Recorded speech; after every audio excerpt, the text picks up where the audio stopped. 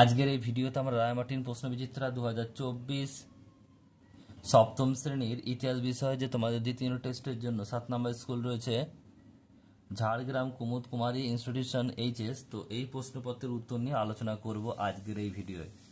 একের দাগের প্রশ্ন বলছে সঠিক উত্তরটি নির্বাচন করে লেখো। একের দাগের 1, সৈয়দ বংশের প্রতিষ্ঠাতা, এটা হবে বলছে খিজির খান, অপশন নাম্বার সি। বলছে বাহমনির রাজ্য প্রতিষ্ঠিত হয় 1347 খ্রিস্টাব্দে, অপশন নাম্বার বি।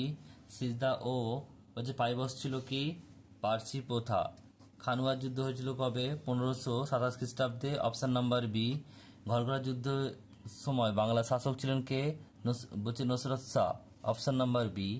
এরপরে প্রশ্ন কি রয়েছে দেখে নাও। দুইয়ের দাগে চিরাগি দিল্লি কাকে বলা হতো, এটা শেখ নাসিরউদ্দিন। নেক্সট প্রশ্ন, কত সালে আহমেদনগর রাজ্যটি মোগলদের দখলে আসে 1636 খ্রিস্টাব্দে। বলছে কোঠরি বলতে কি বোঝায়, বলছে শাহজাহানবাদের সবচেয়ে ছোট ঘর। আকবরনামা এর রচয়িতাকে আবুল ফজল।